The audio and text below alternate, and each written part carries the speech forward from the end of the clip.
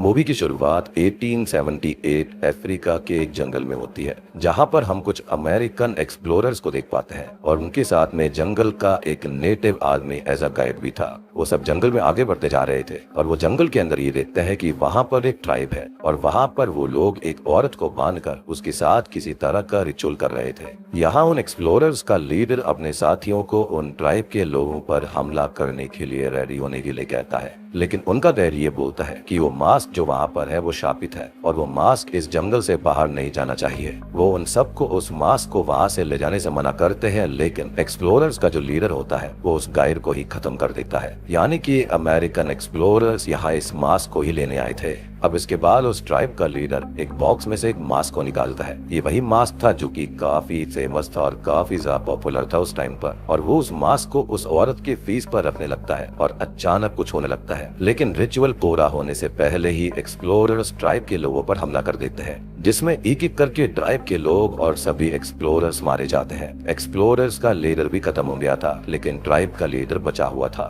खैर दूसरी तरफ वो औरत जिसके ऊपर रिचुअल हो रहा था वो उठ खड़ी होती है और हम उसके पीछे ट्राइब के लीडर को देख पाते हैं, जिसने वो खतरनाक मास्क पहन लिया था और वो उस औरत को मार देता है। और ये इस मूवी का इंट्रो था। इसके बाद में सीन यहाँ पर शिफ्ट हो जाता है और हम जॉनी और उसकी गर्लफ्रेंड मैरी को देख पाते हैं। यहाँ मैरी जॉनी के साथ मेकआउट करना चाहती थी, लेकिन वो एक कैथोलिक है, तो वो ये कहता है कि वो ये सब शादी से पहले नहीं कर सकता और मैरी उसे वहां से जाने के लिए कह देती है, जिस पर वो चला भी जाता है। अब इसके बाद हम एक एंटीक शॉप के अंदर किमी नाम की एक लेडी को देखते हैं, जो कि अफ्रीकन ट्राइब से रिलेटेड कोई आर्टिफैक्ट ढूंढ रही थी। लेकिन शॉप ओनर थोड़ी रूड होती है। वो अपने एम्प्लॉय टॉड को बाहर बुलाती है और खुद अंदर चली जाती है। तो यहाँ पर मैं आपको बताना चाहूंगा कि टॉड मैरी का बड़ा भाई है। खैर किमी टॉड को बताती है कि उनकी एक एडल्ट मूवी प्रोडक्शन कंपनी है और वो टार्जन की एक पैरोडी मूवी बना रहे हैं और इसके लिए उन्हें अफ्रीकन ट्राइब से रिलेटेड कोई भी आर्टिफैक्ट चाहिए होगा। वो टॉड को ऑफर देती है कि अगर वो उसे कोई भी अफ्रीकन ट्राइब से रिलेटेड आर्टिफैक्ट देगा तो वो उसे इसके लिए अच्छे खासे पैसे देगी और उसे मूवी के सेट का टूर भी कराएगी और साथ ही साथ मूवी के कास्ट से भी मिलवाएगी। खैर किमी अब निराश होकर वापस जाने लगती है तो टॉड ये कहता है कि उनके पास एक मास्क है, लेकिन उसकी ओनर ये कहती है कि वो बिकाऊ नहीं है, लेकिन वो उसे मास्क दे देगा, जिसके लिए किमी को 10 मिनट में पीछे वाली गली में मिलने के लिए कहता है। जिसके बाद में किमी वहाँ से चली जाती है। अब इसके बाद हम मैरी के पेरेंट्स को देख पाते हैं और मैरी अपने पिता से छुपकर एक पार्टी में जा रही थी, लेकिन उसके पिता उसे पकड़ लेते हैं और पार्टी में जाने से मना कर देते हैं। इसके बाद वो अपने रूम में चली जाती है। अब यहाँ उसके पास टॉड आता है। वो बताता है कि वो पार्टी में जा रहा है और अगर मैरी भी किसी जॉब पर लग जाएगी तो डैड फिर उसे भी पार्टी में जाने से नहीं रोकेंगे। अब टॉड उसे एक न्यूज़पेपर देकर जाता है, जिसके अंदर एक एडवर्टाइजमेंट था कि एक मूवी प्रोडक्शन कंपनी है और उनको एक फीमेल एक्ट्रेस की जरूरत थी और ये प्रोडक्शन कंपनी उसी लेडी की होती है जो कि अफ्रीकन ट्राइब आर्टिफैक्ट ढूंढ रही थी, यानी कि किमी की। खैर मैरी यहाँ पर जिद्दी तो थी, तो विंडो के रास्ते से बाहर चली जाती है और सीधा इसी प्रोडक्शन कंपनी के कास्टिंग डायरेक्टर के पास पहुँचती है। उसका नाम रूश था। वो मैरी को बताता है कि वो उसे एक दिन के $300 देगा। वो उसको ये भी बोलता है कि ये मूवी जिसके अंदर वो काम करेगी वो एक एडल्ट मूवी तो होगी, लेकिन ये मूवी भी मेन स्ट्रीम मूवीज की तरह ही प्रॉपर मूवी है। तो इस बात पर मैरी मान जाती है। रूश मैरी को कल से आकर स्टार्ट करने के लिए कहता है। इसके बाद वो अपने घर जाती है और अपनी माँ को झूठ बताती है कि उसे एक मूवी प्रोडक्शन कंपनी में असिस्टेंट की जॉब मिली है और वो अपनी माँ से ये भी कह देती है कि वो उसके डैड को इसके बारे में ना बताए। जिसके बाद अगले दिन मैरी सीधे सेट पर जाती है और वहाँ पर वो किमी के साथ टकरा जाती है, जिसकी वजह से उसका सामान गिर जाता है और मैरी उसे वही मास्क नीचे से उठा कर देती है, यानी कि टॉड ने उसे वो मास्क दे दिया था और वो उस मास्क की आंखों में देखती है और अचानक उसे कुछ दिखाई देता है। इसके बाद किमी उसे पूरे क्रू से मिलवाती है, जिसके अंदर माइक और माइलो थे जो कि कैमरा, साउंड और लाइट्स का काम किया करते। बिली यहाँ मेकअप आर्टिस्ट है और डेबी एक फीमेल कास्ट है। फिर किमी उसे मेल एक्टर से भी मिलवाती है, जिसके अंदर ऑटो और जूलियस थे।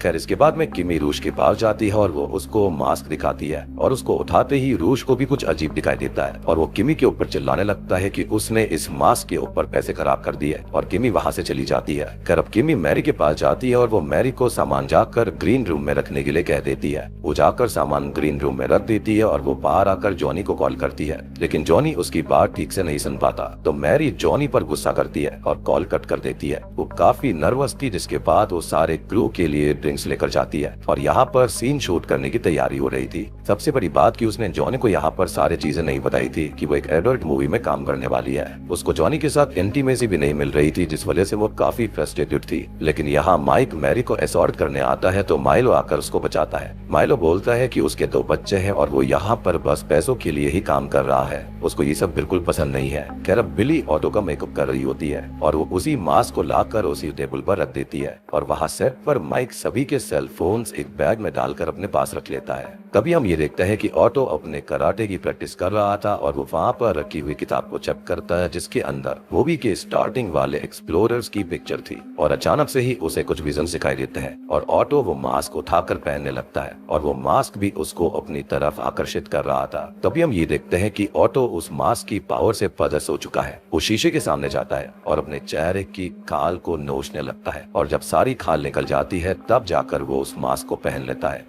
दूसरी तरफ हम ये देखते हैं कि मैरी बहुत नर्वस थी और इस चक्कर में वो वॉमिट कर देती है और किमी उसे बाहर लेकर जाती है। फिर हम बिली को देख पाते हैं जो कि ऑटो के पास में जाती है, लेकिन उसे वो वहाँ पर नहीं दिखता। लेकिन उसे वहाँ मिरर के पास खाल के कुछ टुकड़े दिखाई देते हैं और तभी पीछे से पजेस्ड हुआ ऑटो बिली के ऊपर अटैक कर देता है। बिल्ली की कंडीशन बहुत खराब होती है और तभी वहाँ पर रूश बाहर आकर मैरी पर चिल्लाने लगता है कि उसने ये कैसा परफॉर्म किया है। इसके बाद वो वहाँ से चला जाता है। रूश अब गुस्से में अपने ऑफिस के अंदर जाता है और वहाँ बैठ जाता है कि तभी उसे सभी की चिल्लाने की आवाजें आती हैं और वो जाकर चेक करता है कि किसी ने बिली की बहुत ही बुरी हालत कर दी है और धीरे धीरे खत्म हो रही थी। उन सबको पता चल जाता है कि ये काम ऑटो नहीं किया है तो माइलो सेट पर जाकर सेल फोन लेने चला जाता है क्योंकि इससे वो मदद मंगवा सकते थे। और उसके जाने के बाद बिली भी खत्म हो जाती है क्योंकि उसके घाव काफी ज्यादा सीरियस थे। खैर माइक और रूश के बीच बहस हो जाती है और तभी ऑटो लाइट बंद कर देता है या फिर ये कहे कि उसके अंदर का जो डीमन था उसने ये किया था ताकि वो सबको आसानी से मार पाए। तो रूज यहाँ पर जूलियस को जाकर ऑटो को ढूंढने के लिए कहता है और खुद अपने ऑफिस के सेल फोन से कॉल करने के लिए ऑफिस चला जाता है। बाकी सबको वहीं पर रुकने के लिए कहता है। यानी कि देख रहे हो कितना खतरनाक आदमी है, खाली खुद बचना चाह रहा था। खैर वो जूलियस को डिओड्रेंट पकड़ा लेता है ताकि वो उसे एक फ्लेम थ्रोअर की तरह इस्तेमाल कर पाए ऑटो के खिलाफ और वो दोनों वहाँ से चले जाते हैं। खैर दूसरी तरफ माइलो को सेल फोन वाला बैग मिल जाता है, लेकिन तभी ऑटो वहाँ आता है और माइलो की फ्लैशलाइट उसकी आंख में घुसा देता है और माइलो नीचे गिर पड़ता है, जिसके बाद उसके फेस पर लाइट गिर जाती है और वो खत्म हो जाता है। खैर अब वहाँ रूश भी अपने ऑफिस तक पहुँचता है, लेकिन वहाँ पर भी ऑटो आकर रूश को खत्म कर देता है और बुरे काम का बुरा नतीजा होता है। वो खाली खुद को बचाना चाह रहा था, लेकिन देखो मौत उसका इंतजार कर रही थी।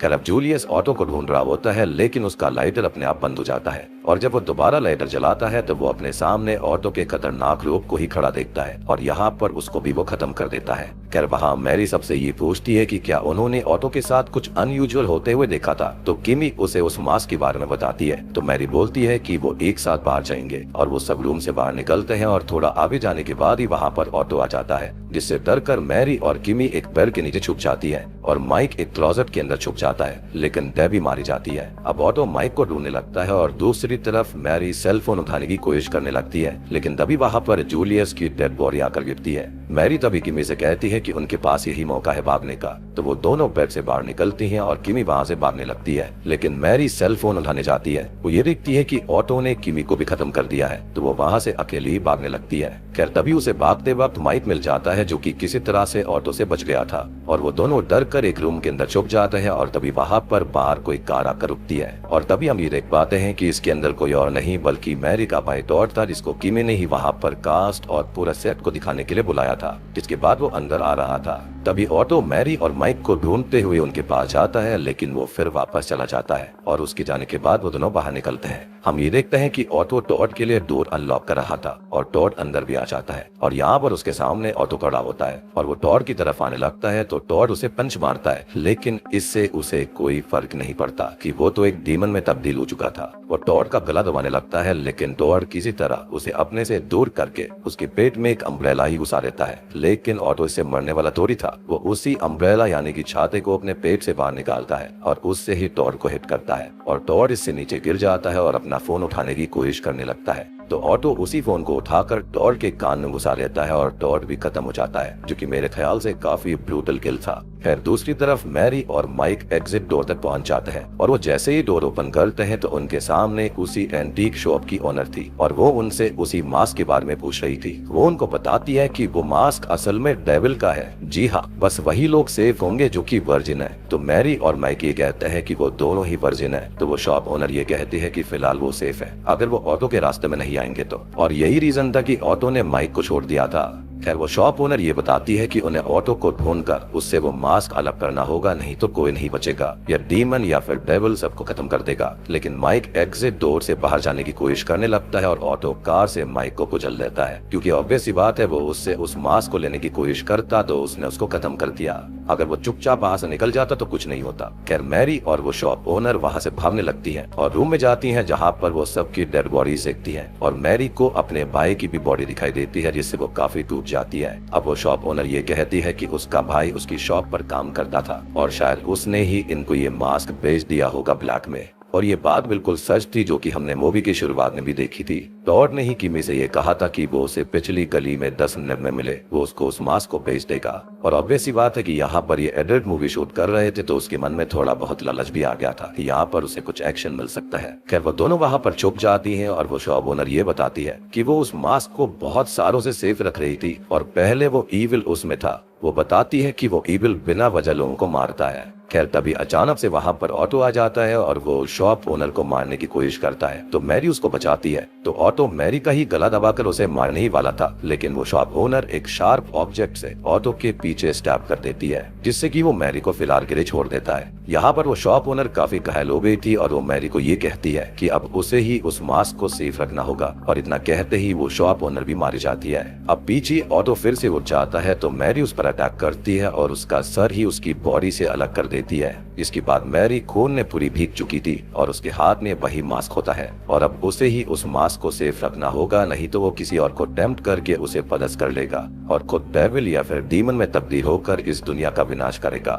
मैरी को इसलिए भी इसे सेफ रखना होगा ताकि इस मास्क को कोई और ना पहन पाए और फिर से ये सब ना हो जो कि आज उसके साथ में हुआ, जिसके चक्कर में उसका भाई, उसका पूरा क्रू, उसका टीममेट खत्म हो गया। जिसके बाद में मैरी वहां से जाने लगती है और इसी के साथ में ये मूवी यहीं पर खत्म हो जाती है।